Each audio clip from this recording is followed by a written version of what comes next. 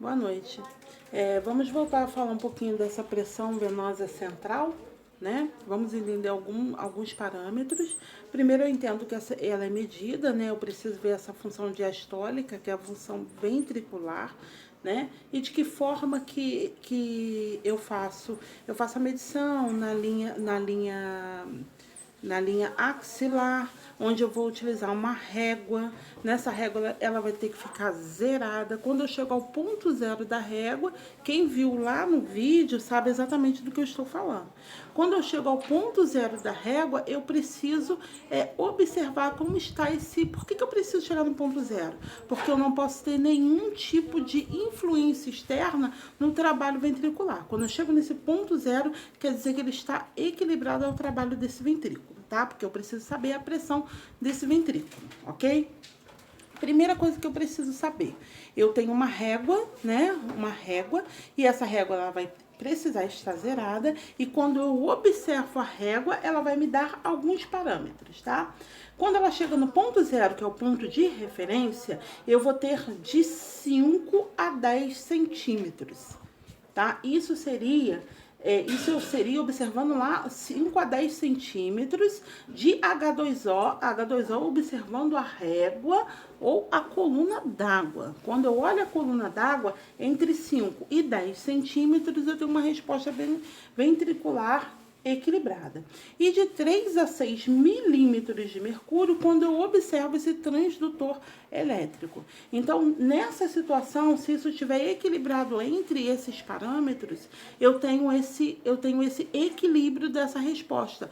O que isso quer dizer para mim? Que esse ventrículo está fazendo o seu trabalho, né? A diástole está sendo feita de forma adequada. Então, essa é a grande importância da PVC. É controlar a diástole desse coração, que é o trabalho ventricular, ok? E aí, eu preciso ter muito cuidado com esses valores. Esses valores, eles precisam estar notificados e reservados. Agora, a PAN. A PAN é a nossa segunda preocupação, né? Nós aprendemos na semana passada a fazer o cálculo da PAN. No final da aula eu mandei lá o esquema de cálculo para vocês. E aí agora eu preciso saber quando a PAN está normal.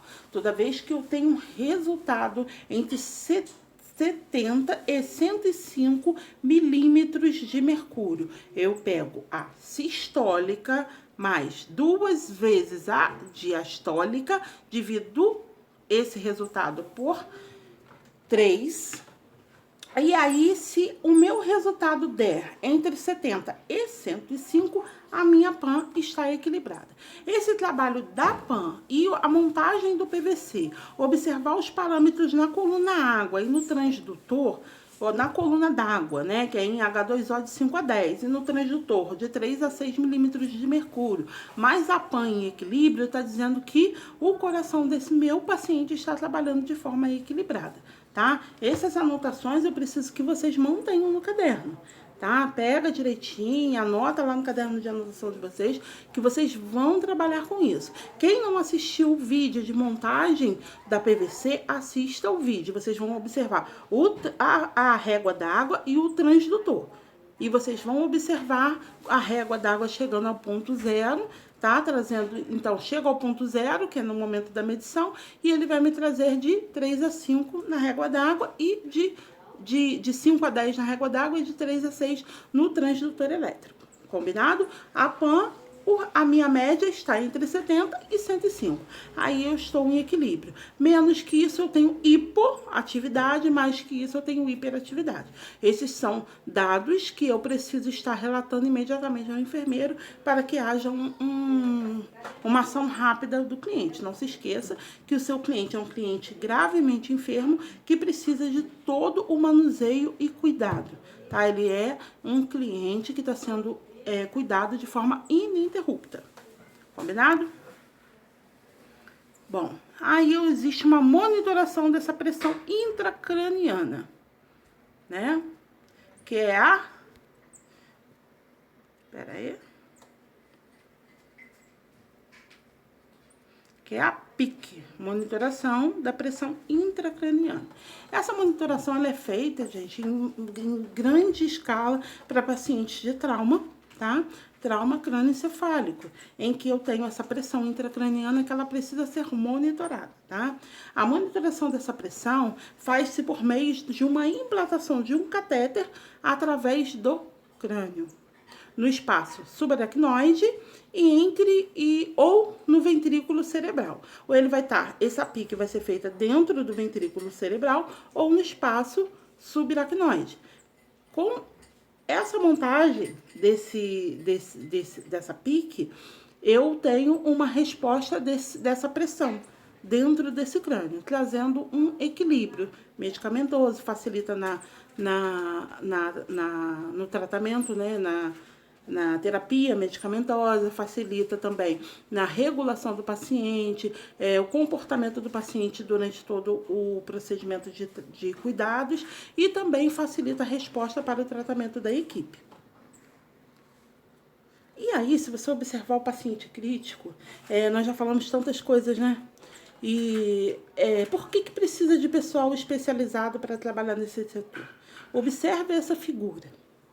É catéter venoso central, é oxímetro, é ECG, é monitor multiparâmetro, é aporte nutricional, muitas das vezes com sonda nasentérica, né? Ou com sonda parenteral, sonda nasogástrica, tem a capnografia, temperatura esofágica, entre mil coisas. Eu tenho o ventilador mecânico, que é ele que vai dar o aporte respiratório caso o paciente tenha comprometimento, que ele não consiga fazer os movimentos respiratórios sozinho. Então, para trabalhar dentro de um setor de UTI, não basta somente a gente fazer um curso, né? E entrar para dentro do setor, porque você não vai conseguir trabalhar. Então, assim, eu aconselho, eu sei que é muito difícil, né, a gente tá nesse ambiente, mas a gente vai ter que se adaptar, né? Várias mudanças estão ocorrendo, a gente não sabe quando tudo isso vai acabar. E precisamos compreender que quanto mais eu estudo, quanto mais eu entendo, mais fácil fica o meu trabalho dentro do setor. Até para fazer uma especialização.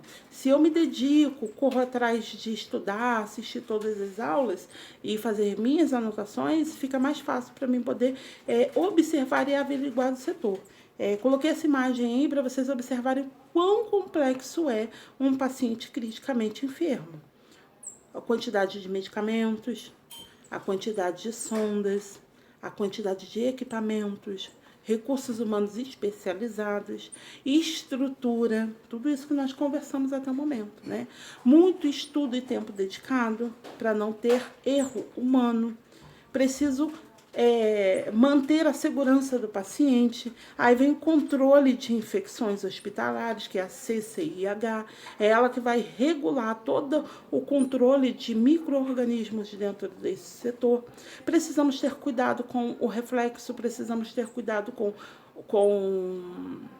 a iluminação, com tomadas, estrutura física tem que estar tudo em conformidade com o agravamento do estado do cliente.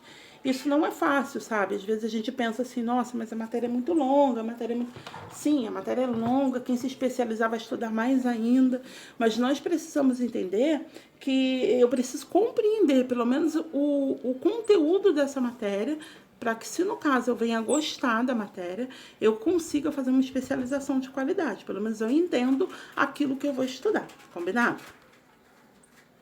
A higiene em paciente em UTI.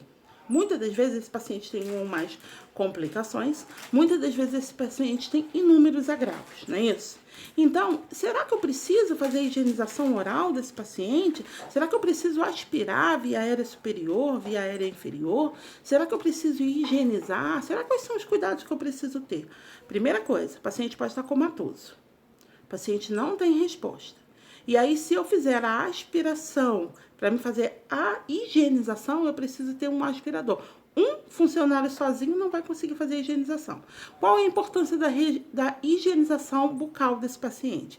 Eliminar a possibilidade do biofilme. O biofilme, gente, é o produto da bactéria. Dentro de UTI, você observa, o biofilme é aquela camadinha que cresce próximo às mucosas. E é a camadinha que é a produção da bactéria. Então, nós sabemos que dentro da cavidade oral tem muita bactéria. E como ela não está sendo utilizada, muitas das vezes está recebendo alimentações e medicações por sonda, a bactéria ela vai habitar aquele local. Então, para isso não acontecer, nós precisamos higienizar a região oral, ter muito cuidado com as aspirações, né? Para o paciente não broncoaspirar, mas é muito necessário fazer a higienização para evitar o microfilme, tá bom? Que é o processo, o produto da bactéria.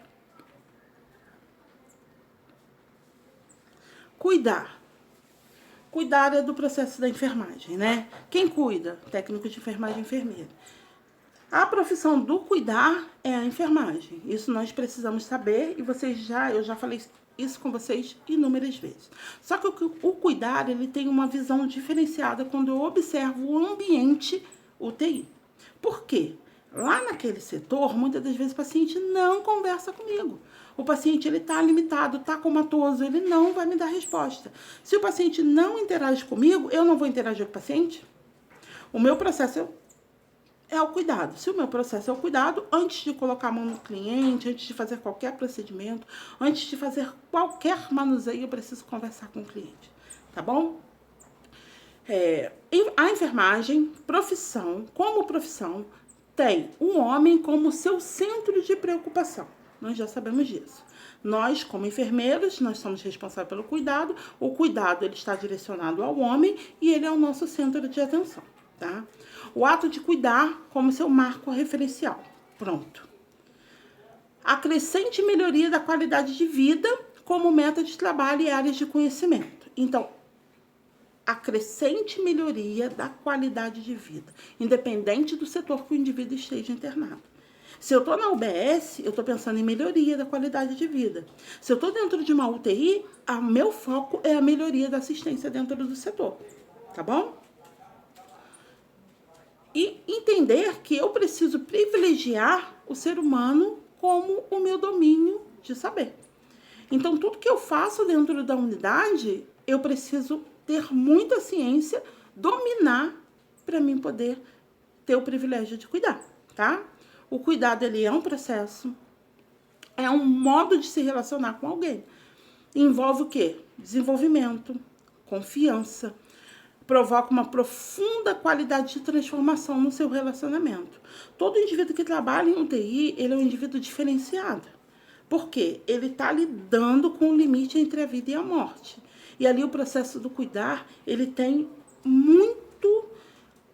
demanda muito mais do ser humano, demanda muito mais de conhecimento, demanda muito mais de humanização, muito mais de empatia do que em outros setores, tá? Então, nós precisamos desenvolver tudo isso para tentar fazer o melhor cuidado possível. O cuidar da enfermagem em UTI, na maioria das vezes, esquece de tocar, conversar, ouvir o ser humano que está à sua frente, envolvido na sua rotina de cuidado. Isso é uma coisa que não pode acontecer. Eu não posso manusear o indivíduo como se ele fosse um objeto, né? Eu preciso conversar. Existem relatos, eu já falei isso com vocês em outras aulas, relatos de pacientes comatosos que retornam do coma querendo conhecer o técnico de enfermagem, a enfermeira que cuidou dele durante o período de assistência. Então, nós precisamos ter esse cuidado, sabe? A rotina, o dia a dia, o estresse, a correria, acaba fazendo com que os indivíduos eles se tornem mais frios. Isso acontece com todos nós. Se você conhecer a Clícia de 10 anos atrás, ela era diferente da Clícia de hoje. Se você conhecer, eu estou conhecendo vocês nesse momento. Então, nós precisamos ser diferentes. Sim, nós vamos mudar, evoluir. Mas que essa diferença, ela não altere quem você é. Porque você tem que levar o cuidado como seu proceder em saúde. Você é o responsável por ele. Então, se eu sou responsável pelo cuidar dentro da UTI, eu preciso tratar o indivíduo como se ele estivesse dentro da UBS, olhando e conversando comigo. Tá bom? Existem situações de pacientes gravíssimos, que você conversa, explica todo o procedimento, o que ele está passando, e você observa algumas reações, mesmo que sejam mínimas, mas tem reação, né? Às vezes o monitor ele altera algum parâmetro. Às vezes você percebe a região cutânea tendo arrepios. Então, nós precisamos respeitar a vida humana, tá? Higiene oral. É essencial que os pacientes intubados e internados nas unidades de terapia intensiva, eu preciso saber que tem pacientes dentro da UTI que estão intubados e tem pacientes dentro da UTI que só estão internados, né? Recebam os cuidados dessa higiene bucal. Este procedimento deve promover a limpeza eficaz das estruturas bucais do tubo orotraqueal, zelando pela saúde do paciente, porque eu vou retirar o microfilme. O microfilme é o quê? É o processo da bactéria, tá? E pneumonias associadas às ventilações mecânicas é uma das principais causas de morte do indivíduo internado em UTIs, tá? Permanente com grande tempo de internação em leitos, com aumento do custo de internação e perda de vidas humanas, tá? E as pneumonias, elas estão associadas a essa broncoaspiração. Então, erro de equipe, tá? O paciente, ele broncoaspira, acaba provocando uma pneumonia e trazendo todo esse dano, né? Que aí são as pneumonias associadas à ventilação mecânica, tá? E aí a gente falou um pouquinho da higiene, precisa entender que precisa ser feito. No momento da higiene oral, eu preciso ter um profissional higienizando, o outro profissional aspirando, lateralizar o rosto do paciente para evitar com que ele broncoaspire, para evitar que esse pulmão ele tenha algum tipo de retenção de líquido que pode provocar complicações, né? Tanto da broncoaspiração quanto das pneumonias associadas ao processo da ventilação mecânica. O processo da ventilação mecânica, só por ele, já pode causar essa pneumonia, né? Porque vamos entender que a ventilação mecânica é um tubo que está fazendo a respiração do pulmão no lugar da via aérea superior, né? E aí, se eu adentro por esse tubo, ou se eu adentro por essa cavidade oral, líquidos para dentro dessa área pulmonar, muitas das vezes o paciente não consegue, com o processo de tosse, colocar aquele líquido, né, para fora. Todo mundo já se engasgou e sabe muito bem como que isso é ruim. A gente sente que foi o líquido para o lugar errado, a gente fica naquele processo de tosse, demora um tempo para esse processo dar uma aliviada. Agora, o paciente em UTI, ele não tem esse reflexo de tosse, muitas das vezes não tem um reflexo de tosse, e aí eu preciso ter muito cuidado na hora da higienização e lateralizando o rosto do paciente e fazendo a aspiração. Dois profissionais para fazer o procedimento. Terminamos a aula aqui nesse momento e eu vou postar daqui uns 40 minutos a segunda parte da aula, combinado?